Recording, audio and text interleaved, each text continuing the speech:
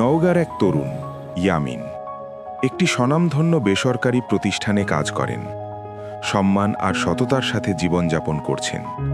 কিন্তু এই জীবন সহজে আসেনি। কয়েক বছর আগে এক কঠিন শিক্ষা তাকে বদলে দিয়েছে। না জেনে, না বুঝে, বৈধ পথ অনুসরণ না করে বিদেশ যাওয়ার সিদ্ধান্তই তাকে নিয়ে গিয়েছিল এক অন্ধকার পথে। সংসারের দায়িত্ব আমার উপরে ছিল। যা আয় করতাম এ দিয়ে আমি ভবিষ্যৎ দেখতাম না, যার জন্য আমি বিদেশ যাওয়ার স্বপ্ন দেখছিলাম।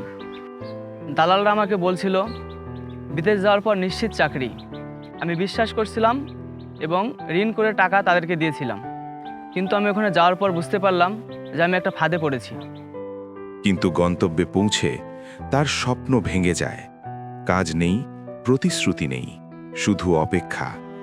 তখন আমার ছেলের কথা আমার খুব মনে পড়লো যে গত রোজার ঈদে আমার ছেলেকে আমি অনেক কিছু কিনে দিয়েছিলাম, কিন্তু আজ কুরবানির ঈদে আমি আমার ছেলেকে কিছু দিতে পারতেছি না। এটা আসলে আমার কাছে অনেক দুঃখজনক বিষয়। 4 মাস যখন অতিবাহিত হয়ে গেল, ঈদ পার হয়ে গেল, এক সময় আমি জানতে পারলাম বা বুঝতে পারলাম যে আমার অবস্থা খারাপ, আমাকে এখান থেকে পালাইতে হবে। আমি যদি এখান থেকে না পালাই তাহলে আমি বাঁচতে পারবো না। ইয়ামিন ফিরে এলেন গ্রামে। ঋণের বোঝা, ভাঙা স্বপ্ন আর অনিশ্চয়তা।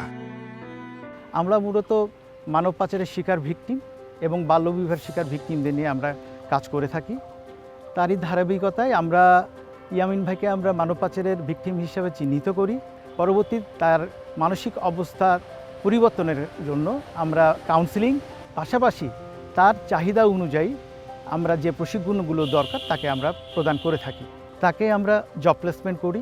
তার পরিবারের অর্থনৈতিক সহযোগিতার জন্য আমাদের এই প্রকল্প থেকে আমরা তাকে লাইভলিহুড প্রদান করে থাকি।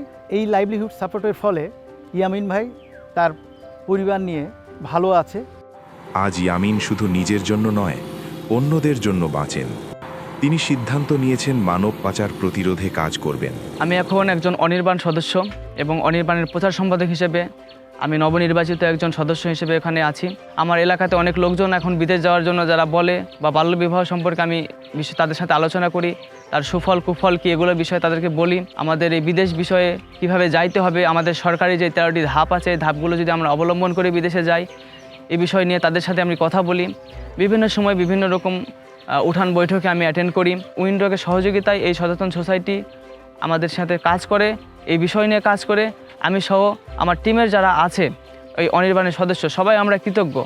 অনির্বাণ, যার অর্থ যে শিখা কখনো নেভে না, এটি বাংলাদেশের মানব পাচার শিকার থেকে ফেরত আসা ব্যক্তিদের নিয়ে গঠিত একটি অনির্বাণ সার্ভাইভার নেটওয়ার্ক, যার পুরো নাম অনির্বাণ সার্ভাইভার ভয়েস।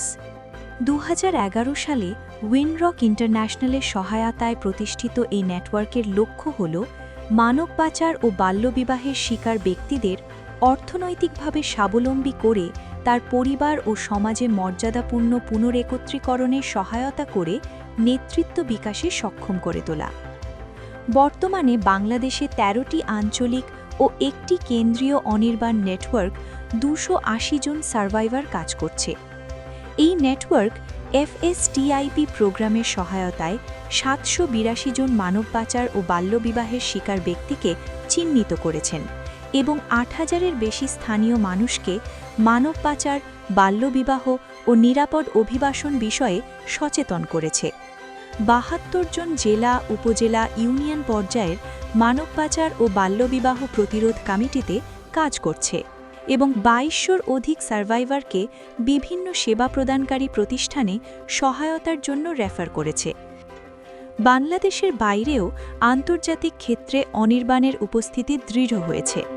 বর্তমানে 11 জন সদস্য গ্লোবাল সার্ভাইভার অ্যালায়েন্স এবং 10 জন সদস্য global association of human trafficking scholars গ্যাটসের সদস্য হিসেবে কাজ করছে।